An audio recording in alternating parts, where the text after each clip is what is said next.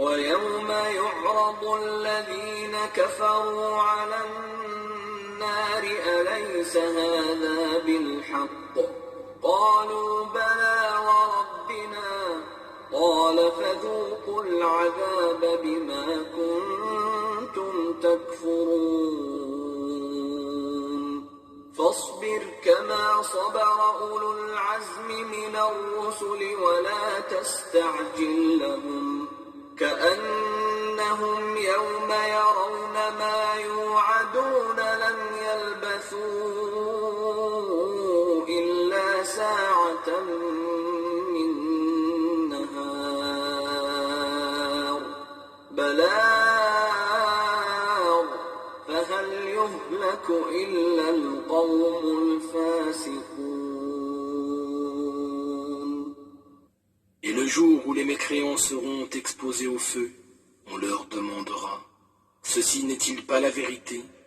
Ils répondront « Oui, par notre Seigneur. » Et celui-ci leur dira « Alors goûtez au châtiment pour avoir refusé de croire. » Alors sois patient, ô Mohammed, comme l'ont été avant toi les plus fermes d'entre les messagers, et ne sois pas impatient de les voir subir le châtiment.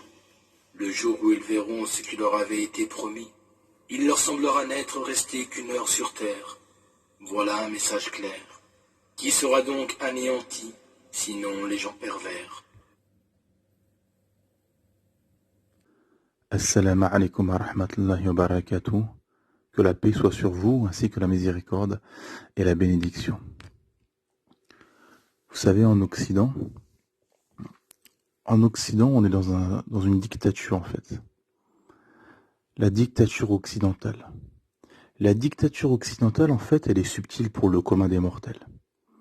Parce que vous avez les dictatures terrifiantes, un tyran tyrannique, qu'on connaît, qu'on a connu en Occident dans les années au début du siècle, hein, les années 10, les années 20, les années 30, les années 40, qui sont conclues par 2 guerres mondiales. Et encore aujourd'hui, vous avez des pays qui sont dirigés d'une main de fer. Mais il y a une autre forme de dictature qui s'est propagée en majorité dans le monde et qui domine dans les esprits de la majorité des gens, qui est une dictature satanique.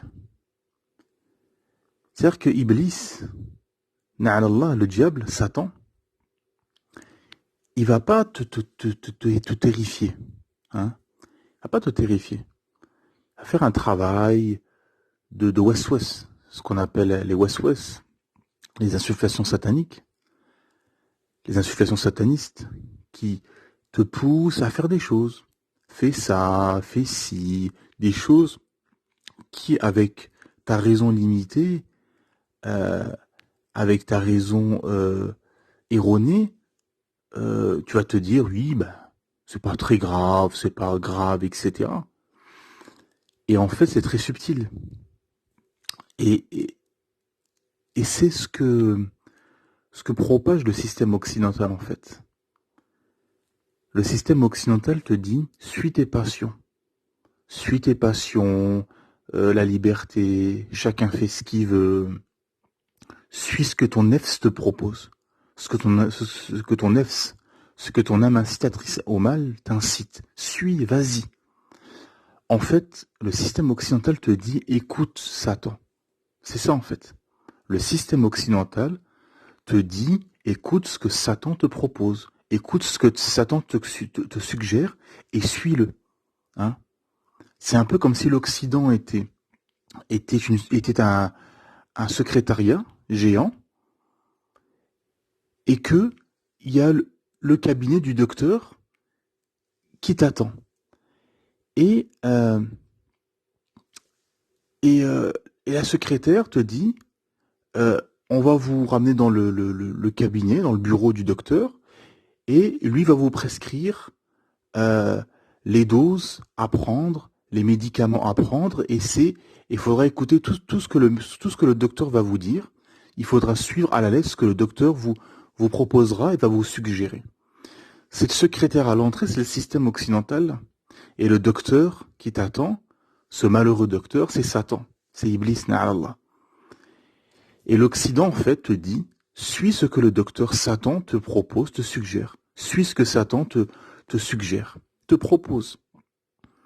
Et on arrive à toute cette décadence, cette débauche, cette immoralité, ces non-sens occidentaux, où il y a la peine de mort pour les fœtus innocents, mais il n'y a pas la peine de mort pour le pédophile multirécidiviste, où on autorise l'alcool, mais on vous dit en tout petit, en bas des panneaux publicitaires en tout petit, attention, boire avec modération, mais on l'autorise quand même.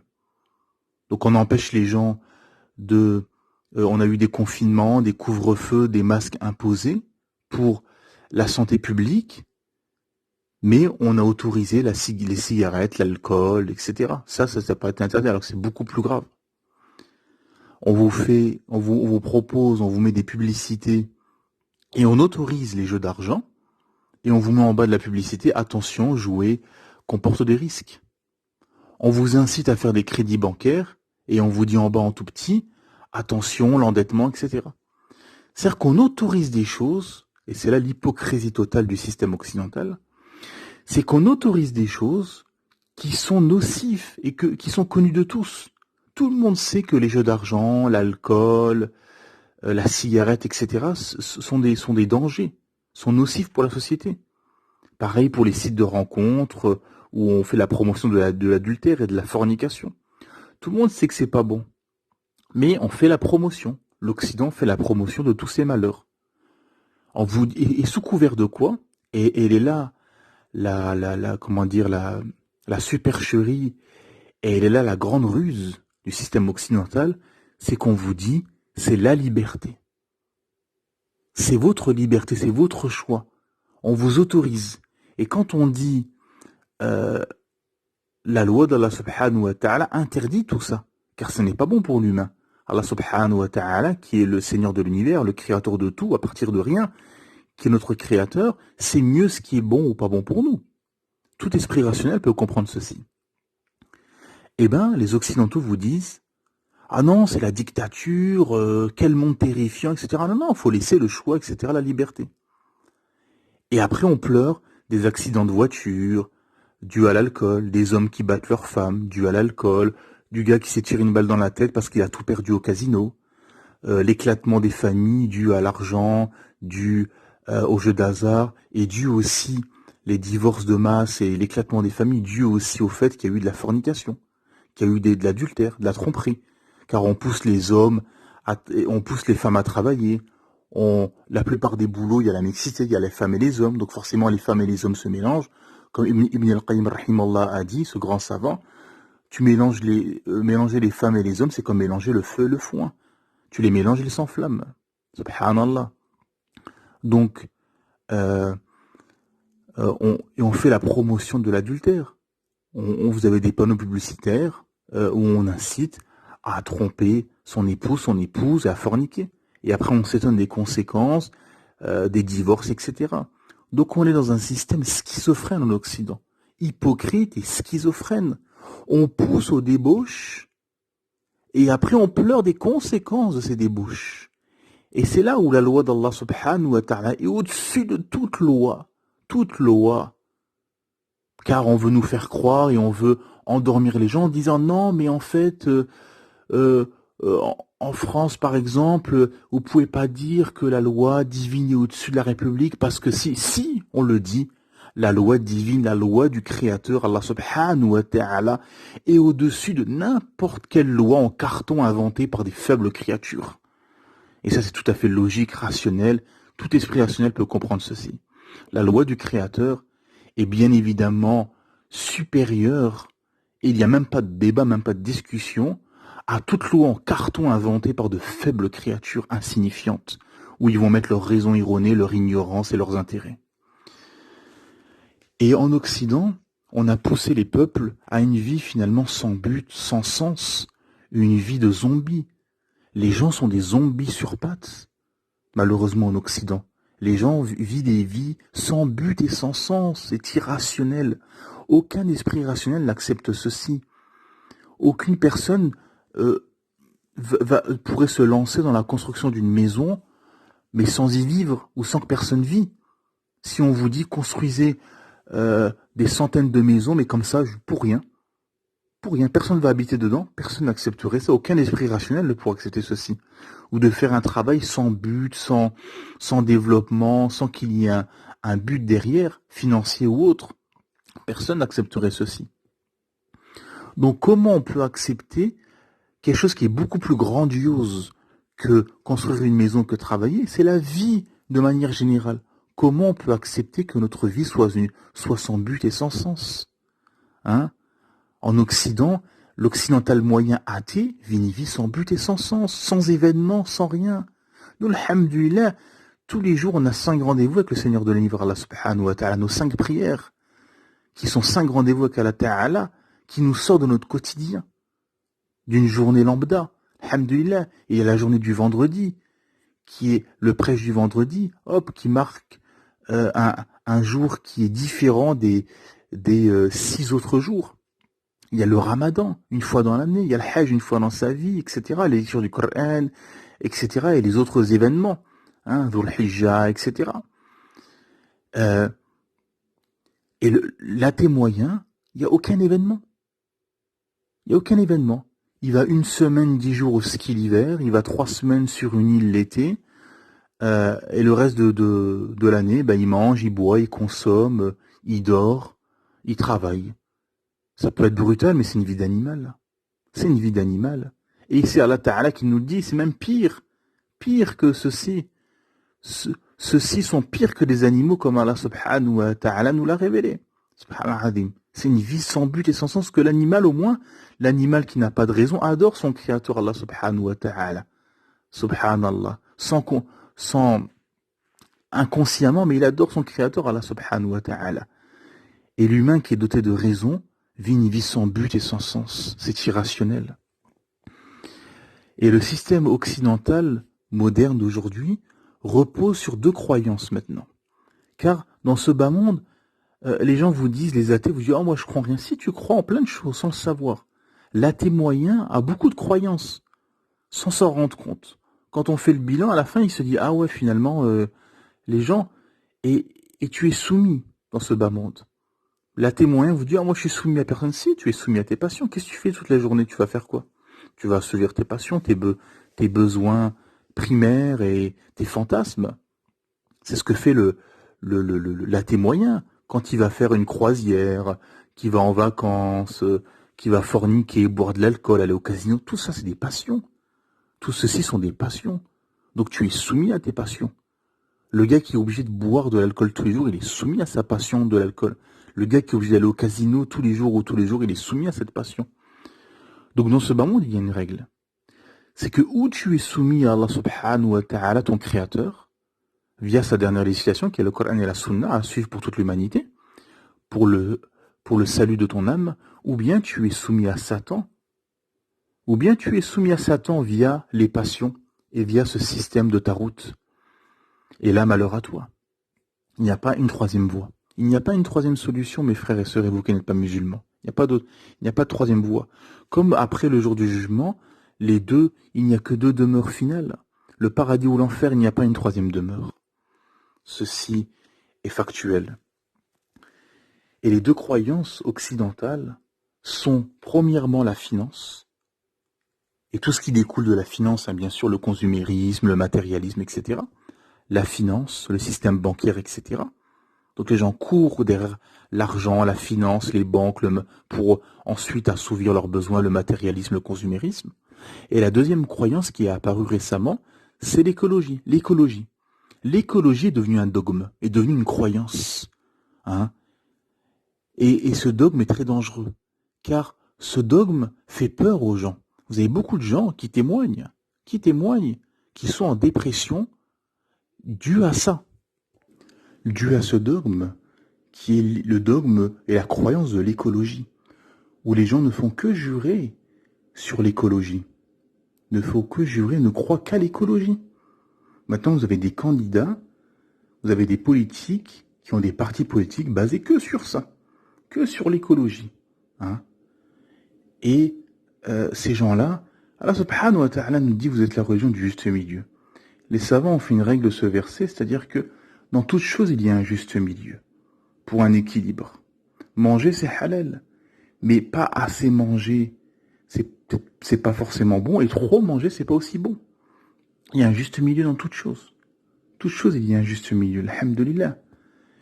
Et ces gens-là sont des extrémistes, dans leur dogme qui est l'écologie. La planète Terre va fondre dans 10 ans. Si on fait rien, il y aura ci, il y aura ça, etc. Ce bas monde est voué à disparaître, subhanallah.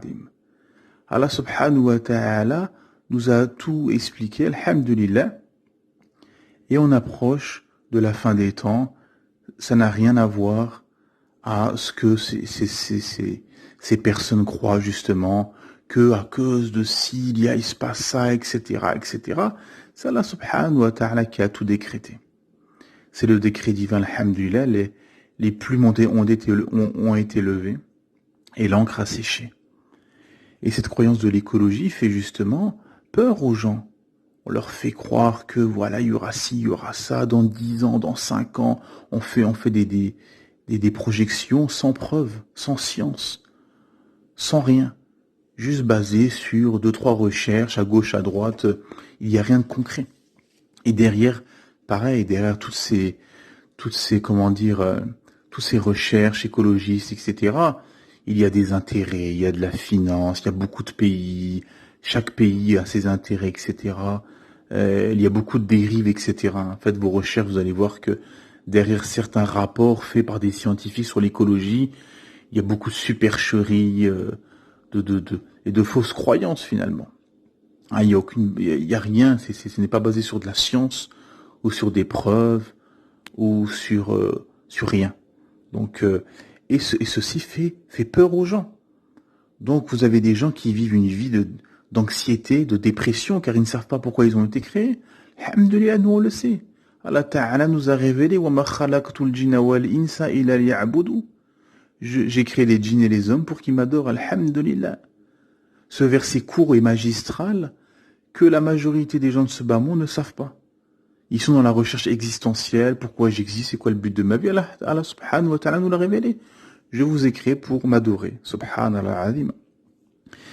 Et le système occidental empêche justement les gens d'accéder à ça. Ils font tout pour marginaliser, combattre l'islam, pour empêcher justement les gens de se réveiller, de revenir vers Allah subhanahu wa ta'ala. Car l'islam est un rempart à leur système corrompu.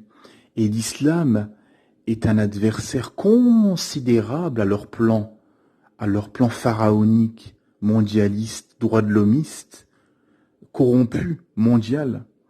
Car l'islam interdit le riba, toute la finance, tout leur système financier, le système bancaire est basé sur le riba, sur l'intérêt usuraire. La débauche, les passions, la consommation de l'alcool, des jeux d'argent, etc. Tout ceci est interdit en islam. Les plages nudistes, la promotion de l'homosexualité, etc., etc. Plein de sujets encore où le système le système occidental a mis dans son plan tout ça. Le système occidental est basé sur les passions, la débauche, etc. C'est le plan de Satan. Voilà. Comme je disais au début de l'audio, le système occidental te dit suis ton nefs, suis Satan, suis Iblis, na'alallah. C'est tout. C'est ça le système occidental. C'est pour ça que Satan a demandé à Allah Ta'ala de vivre, de rester jusqu'à l'Qiyamah, avec les humains. Et qu'il a dit, si je me laisse avec eux, je les égarerai tous. Et Allah Ta'ala lui a rétorqué que ceux qui te suivront, j'emplirai l'enfer, et mes serviteurs, tu n'auras aucun pouvoir sur eux. Alhamdulillah. Tu n'auras aucune influence, aucun pouvoir sur eux. Et bien sûr, parmi les armes qu'a le système occidental, c'est les médias. Les médias qui sont un outil de propagande où il n'y a aucune info. Vous n'apprenez plus rien. Les infos qu'on propose aux gens, vous n'apprenez plus rien. C'est que de la propagande. C'est que de la désinformation, de la déformation. C'est que euh, c'est déformé pour l'intérêt du patron de la chaîne. Parce que chaque chaîne, BFM, CNews, LCI, etc., et les autres chaînes, hein, TF1, etc. et tout, derrière, il y a des patrons, des investisseurs. Et eux vont diffuser leur idéologie, vont diffuser ce qui les intéresse, pour leurs intérêts. Donc ce qu'ils vont te diffuser, ce n'est pas de l'information.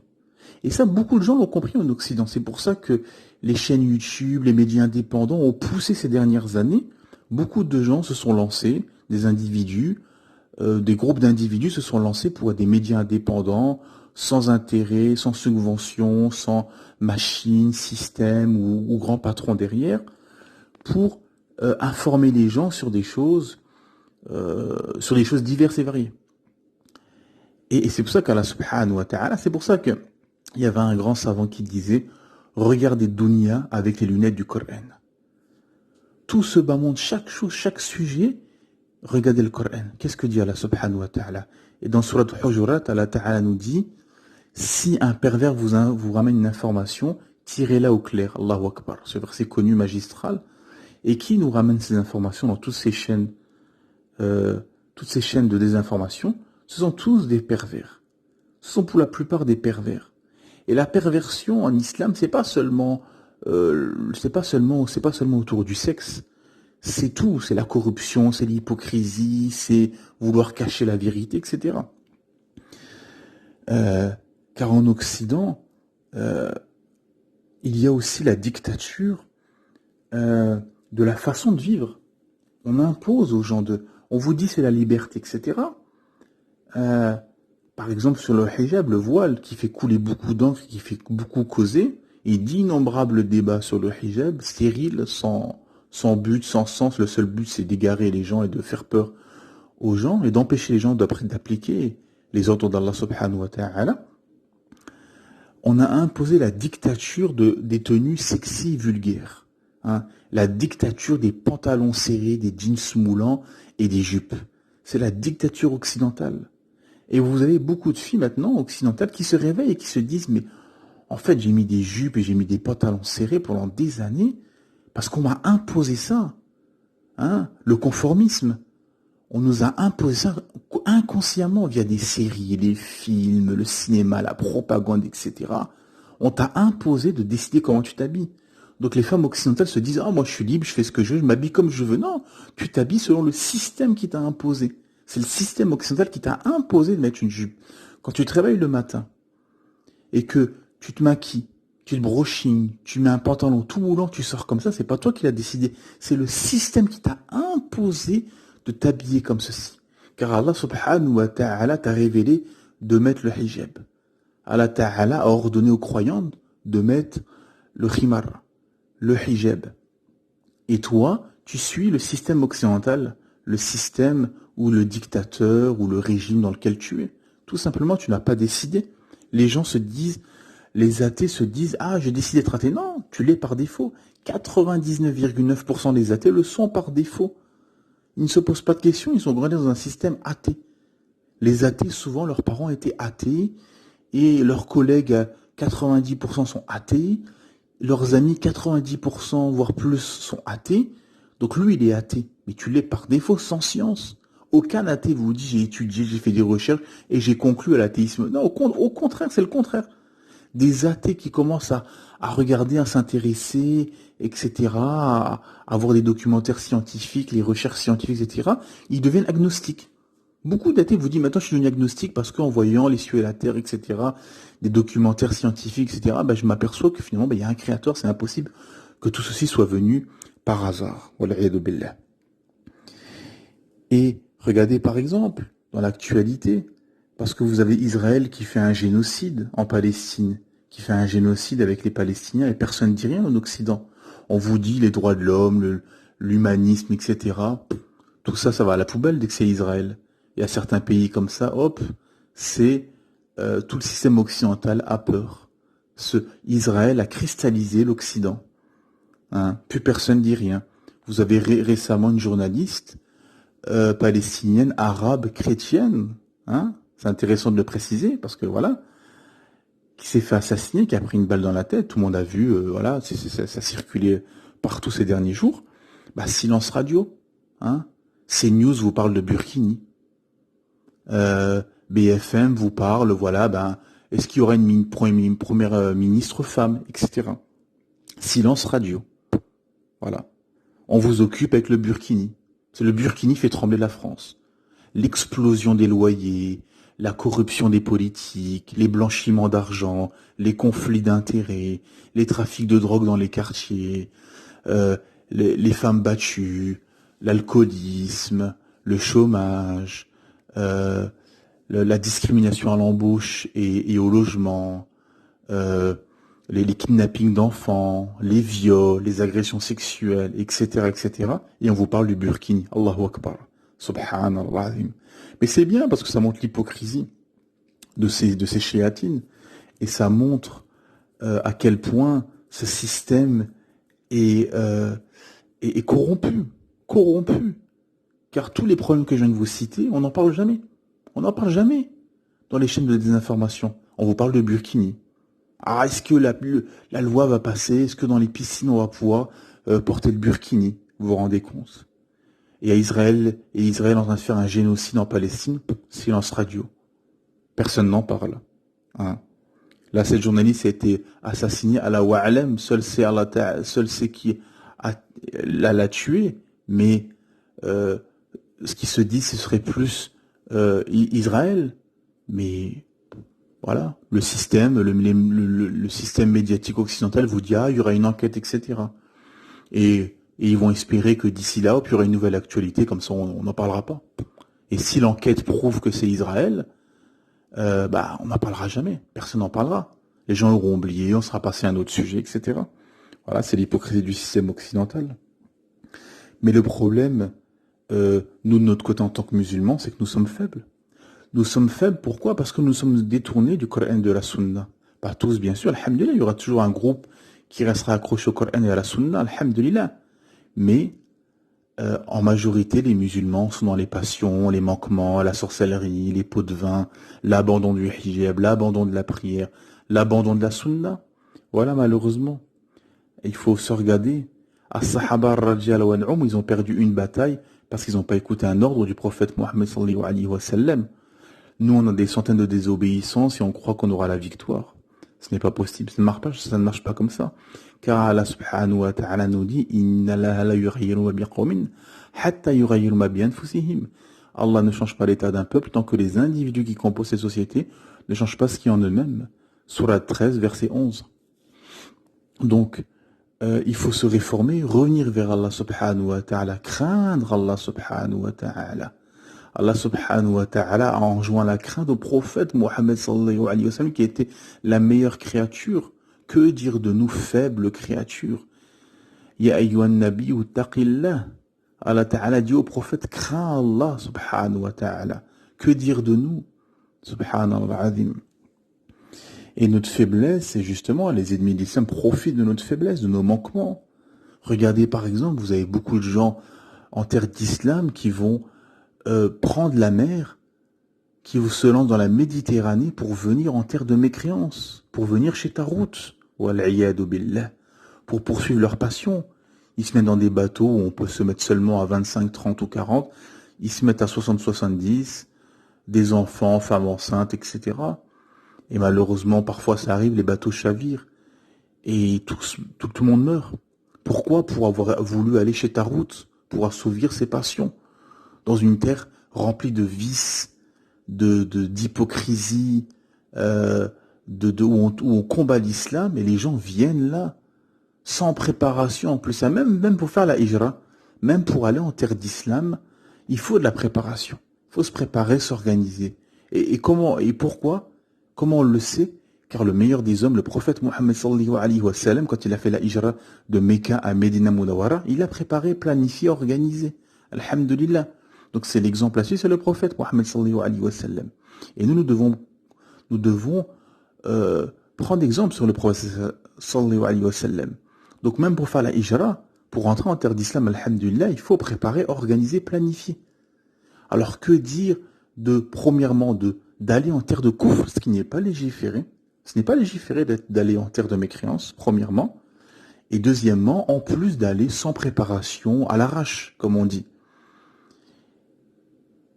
Et donc vous avez ces gens, comment vous voulez gagner avec des gens qui vont chez Tarout, qui vont chez les ennemis de l'islam, wal'iyadu billah, et qui meurent pour aller chez les ennemis de l'islam, wal'iyadu billah.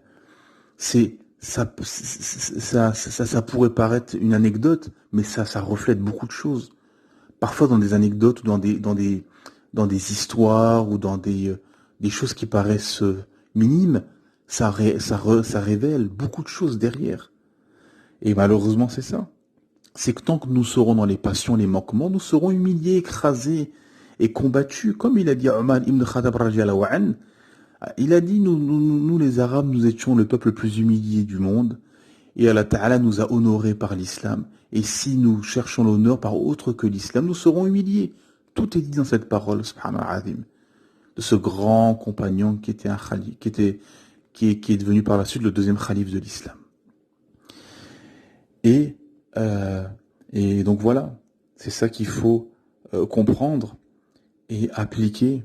C'est que bien sûr, il y a les ennemis de l'islam que nous blâmons, que nous condamnons, mais il y a aussi de notre côté, malheureusement, nous qui sommes dans les passions, les manquements, etc., en majorité la communauté musulmane, dans l'abandon de l'islam, donc on ne peut pas gagner. Regardez, pendant les printemps arabes, soi-disant, enfin, entre guillemets, printemps arabe, les gens sont partis dans les rues, crier, brailler, etc. Combien faisaient la prière? Tous les gens qui manifestaient, qui ont fait ces révolutions, combien faisaient la prière? Combien étaient conformes au Coran et à la Sunna? Combien de femmes avaient le hijab, etc. Et là, la réalité, à un moment donné, il faut se regarder en face et se dire pourquoi on est humilié, pourquoi la Palestine est comme ça, pourquoi l'Irak et la Syrie sont détruites, pourquoi la Libye est détruite, pourquoi nous avons des dictateurs, des sorciers corrompus au pouvoir dans beaucoup de pays musulmans, pourquoi ceci, pourquoi cela.